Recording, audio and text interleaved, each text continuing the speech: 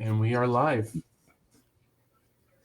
Hello, everyone. Good afternoon. I am Allie Hale here with Brian Palmer from Ethereal Jest Theater, and we are going to do a little Q&A today to get to know Brian, hear about what's coming up at Ethereal Jest, listen to what they have to say about their upcoming production, and see how you can get involved. So, Brian, thank you for joining us today. How are you? Doing great. How are you? I'm great. Thank you so much. And thank you for having this event today. It's so important to have awareness of all of the artistic opportunities that are around Columbus, as there are so many. So we're looking forward to getting to know you and hearing more about Ethereal Jest today. Sounds good. So, Brian, let's go ahead and start with you. Can you tell us a little bit about yourself, maybe your theatrical background, your director experience, and how you are involved with Ethereal Jest? Yeah, absolutely. My theater history started in high school.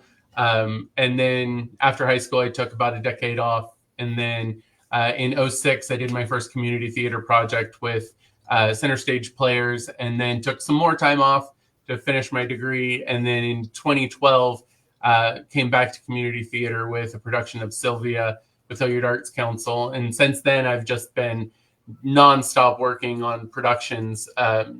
So far, my record for a number of productions in a year is 10. And I believe that was in 2017, if I remember correctly. The first show I ever directed was back in 2014 with Out of the Box Community Theater. It was a production of Arsenic and Old Lace, the radio show. And then I immediately followed that up the next month with a production of Little Women, also with Out of the Box. Since then, I think this will be, if it's not, it's close to my 10th show that I've directed. This is my second time directing for Ethereal Christmas. But I'm just really excited to have another opportunity to work with a group of artists to bring another show to the stage. That is quite a background. And as we know, it takes a village to get any production off the ground. And you've been so fortunate to work with so many people. I'm sure you've put together a really great team. So can you tell us a little bit about who you work with to support you in this next production? We are still finalizing team members for this production. We have a lot of stuff going on right now, so everybody's very busy. So at this point, you got me 100% signed on for the project. And then as more members sign on, we will make that information available both on the website and on social media. So if you're interested and want to get involved behind the scenes, definitely get in touch with us. You can either go to the website and fill out the comment form, or you can just email us at info@etherealjest to let us know that you have an interest working in any aspect of the production. What an incredible opportunity for people to get involved in the community and in the arts and jump on board at the start of something. Not only performers, but people who do, I'm sure you're looking probably for social media, probably production, anyone who wants to be a part of the theater community, they can go ahead and enter that information in the comments as you suggested. So what a great opportunity. So that said, we do have an upcoming production. Can you tell us a little bit about that? Yes. So with Ethereal Christmas, it's for those who know, it's something that we do every year and to provide an alternative entertainment option from the traditional ones that it seems like everybody else does, like the Nutcracker or Christmas Carol. So last year we did a series of radio shows. This year we're taking that a step further. So we're taking the radio show version of The Bishop's Wife, which was a movie from the 1940s that was then made into an updated movie in the 90s with Denzel Washington and Whitney Houston, that tells the story of an angel who comes to Earth to help a bishop or a preacher with his work, but the angel ends up falling in love with the preacher's wife and has to face the choice between doing the job he was supposed to do or following his heart and pursuing romance. Now, one of the aspects of the show that definitely show it being a product of its era is the fact that in no point does the angel consider whether the wife has any interest in him. And she makes it very clear that she does not. So the whole choice that he's wrestling with is not even a choice, if that makes sense. But what we're doing this year, instead of just doing it as a traditional radio show, we're adapting it into a fully staged production that will be completely memorized, completely blocked, costumed, all of that.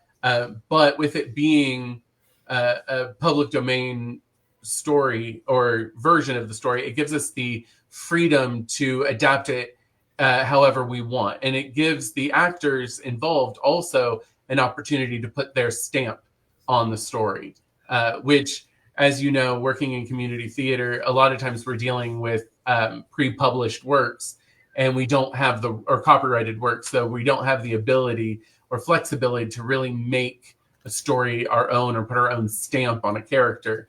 That this one provides that opportunity for anyone interested. That's fantastic. It sounds like you're doing a lot of really great things to update this piece and bring it to modern day, and also give it a little bit of a spin. With all of the productions that are out there, there's so many that I'm sure we've all seen that are carbon copies of the show, of the theater of the community who did it before. So it sounds like you're doing you're making a lot of great changes to put your stamp on it and give it its own spin. And, the most powerful art pieces are the ones that are timeless. I think we can all agree that there are art pieces that have just stuck with us. And no matter where we are in our journey of life or where we are as a society, it still speaks to us. So can you tell us a little bit can you talk on that with this piece and how it's relevant today and what message you hope the audience to take away? Yeah, definitely. The big message for me in this production is and I know it sounds cliched and a little corny, but it's twofold: to believe in yourself, to have conviction in what you're doing, but to also not forget what's really important in life, which is your friends, your family, your community. There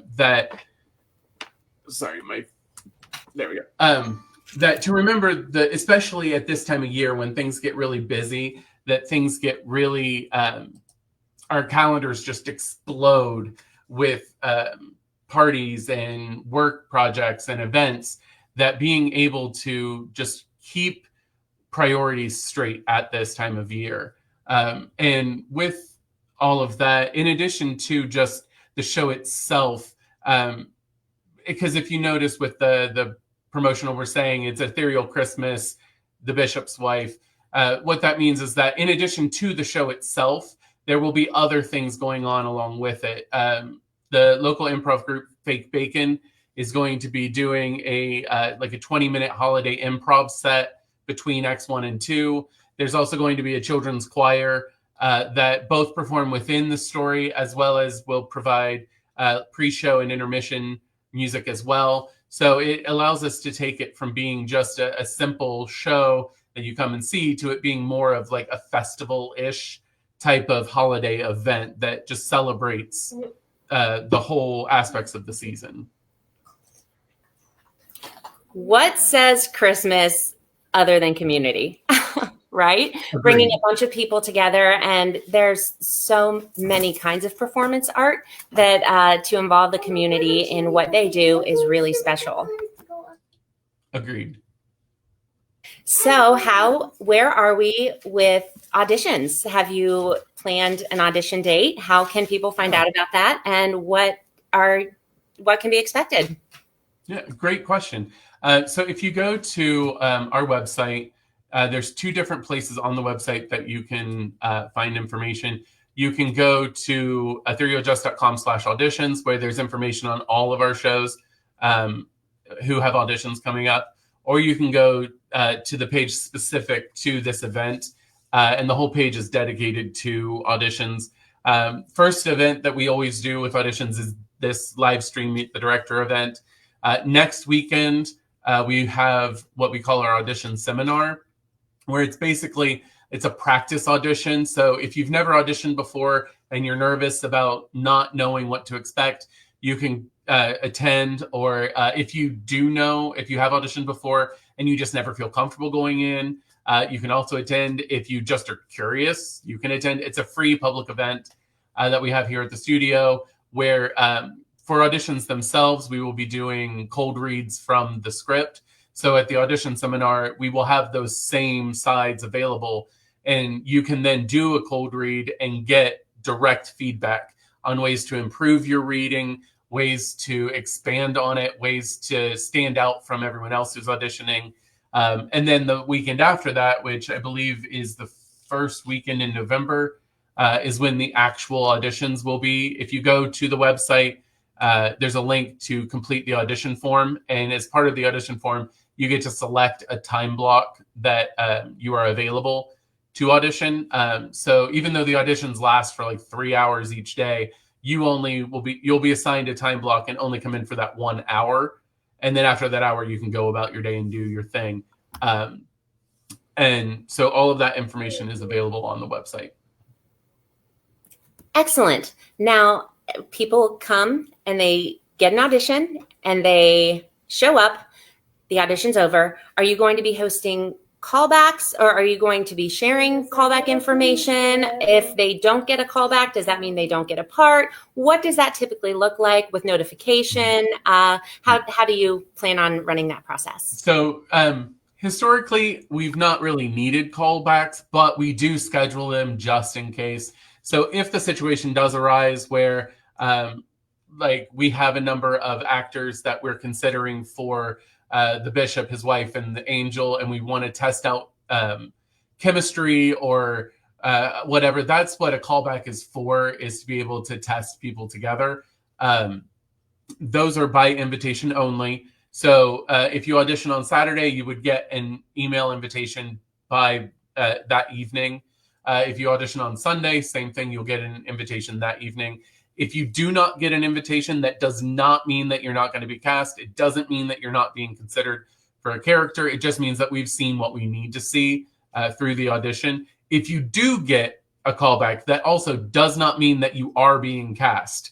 It just means that we are considering you for a character and we need to see you alongside other people that we're seeing. It's just a way to provide the director and the casting committee with as much information as possible to be able to make the best decisions we can when it comes to casting the show. Okay, so we get an audition, we may or may not get a callback, then the show gets cast. How do we find out if we get a part? That's another great question. So with Ethereal Just, our standard is that everyone will receive notification via email one way or the other, whether you're cast or not. And those will come out by 8 a.m. on Thursday at the latest. If you haven't received some form of notification by 8 a.m. on Thursday, reach out to us and let us know, because we may have put the email in wrong or some error, but everyone should receive a notification by Thursday morning at 8 a.m. at the latest. Now, it is most likely that you're going to receive notification before that. I like to take Monday to just let it all set and simmer in my brain before I start making decisions. And I will usually start sending out offers Tuesday. So then it gives us Tuesday and Wednesday to be getting offers and getting responses before we start sending back out any no's. Because the last thing I want to do is send an email out to someone saying, no, we can't cast you, and then have people decline their roles and then have to go out to those same people we declined to then have to say, oh, no, by the way, we do want you. So we try to make sure we get all of our yeses in before we send out any no's. And with that, if you do get an offer or a yes, we also ask that you do not say anything. Like, don't talk to anyone else who's auditioning. Don't post anything about it publicly until Friday morning when the official cast list goes out. That's when we'll send out an email. We'll put it on our website. We'll put it on social media. At that point, you can tell the whole world, and please do tell the whole world that you're doing it. And we do ask the reason behind asking you to not share anything prior is we want to make sure that everyone has been informed from us directly before they hear it through the grapevine of what's going on, because people can get bad information, they can get wrong information, they can get their feelings hurt. So just out of a courtesy for everyone who's auditioning, we ask that people don't say anything publicly until after the cast list has come out the following Friday. Excellent. So we have the audition, we have the callbacks, we have the casting. Now it's time for rehearsals.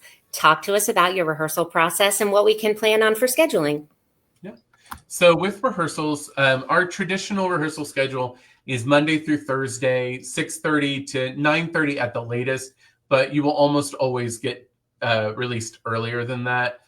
Now, with this show being a holiday show, it does have a shortened rehearsal schedule. So normally we schedule a full 8 weeks. I believe this one has 6, so it's just slightly shorter.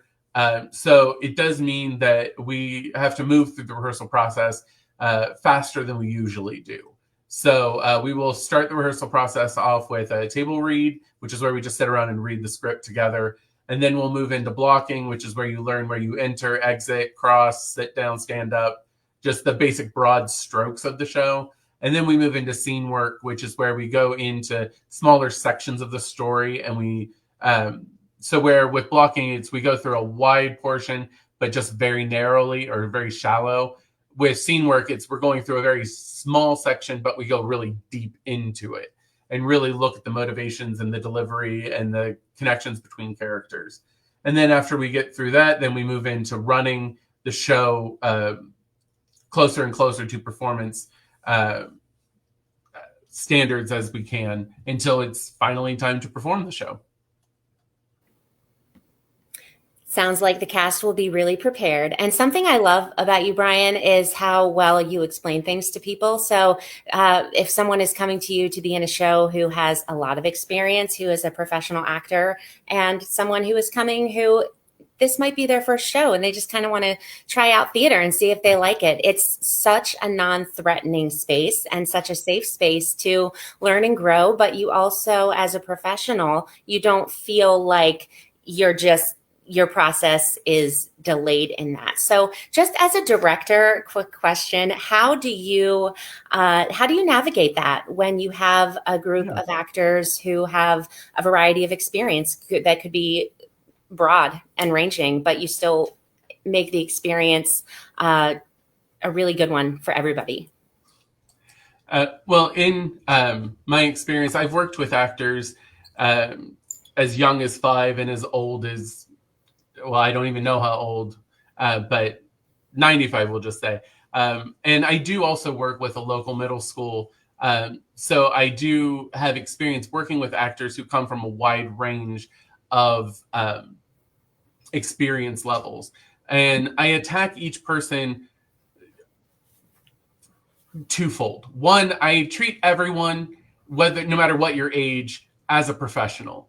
Whether you have experience or not, I expect that you are a mature adult who knows what they're doing, even if you're 5 years old, and are able to speak up for yourself. And I find that when you set the bar, wherever you set the bar for your actors, that's what they'll aim for. So if you don't expect much from them, they're not going to give much. But if you expect a lot from them, then they will surprise you every time.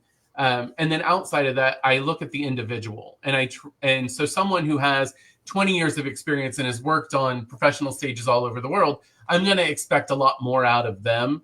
And I'm also going to be probably a little more direct and a little more, for lack of a better word, short with someone who has that much experience, because I know that they know the craft. I don't have to explain the reasons or the motivations behind what I'm asking them to do. And I'm trusting that they can take whatever direction they're getting and run with it and expand on it. Where someone who's new, they need the background. They need the explanation. They need me to draw a line from point A to point B to help them get there. And then after they've gone through that experience a couple times, then they can start doing it on their own. And then I can shift and adjust the way that we work together to better suit the current state of experience that they're in, if that hopefully makes sense. That makes a lot of sense. And it sounds like you're setting it up to be a successful experience and a really great positive one for everyone involved.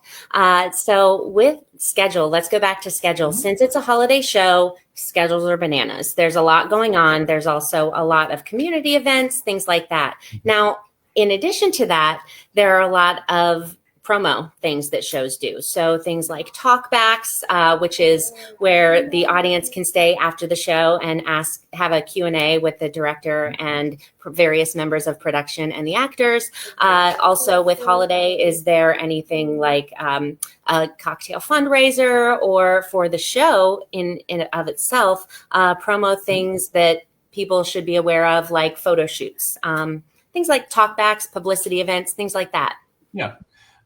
We do I love to do a talkback, but we do our talkbacks a little different than other organizations where, like you described, a traditional talkback is after the performance, the audience stays and the cast comes out and sits on the stage and they do questions and answers that way.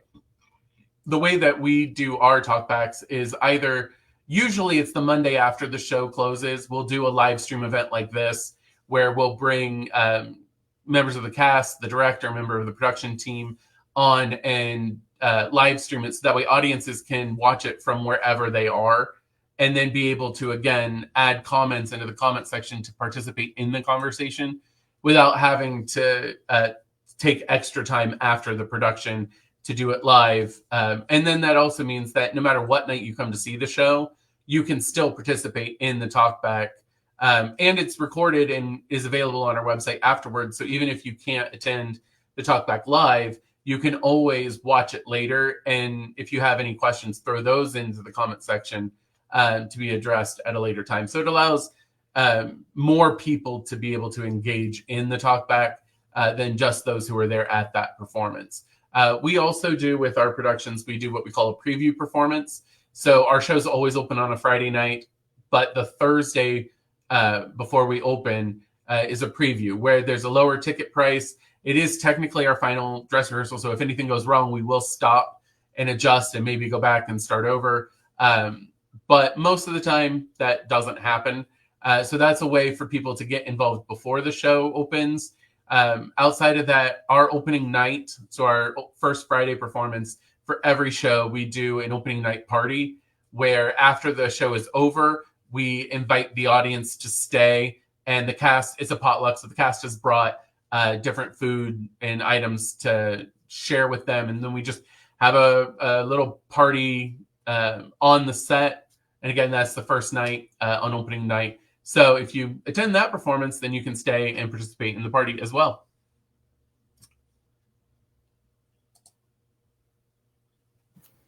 That sounds great. And is there anything else that people should know about opportunities for this production to come to them? So, for example, there might be a community that wants to bring a little bit of holiday spirit to their, like a senior citizen center, for example, or a local school that might want to experience this.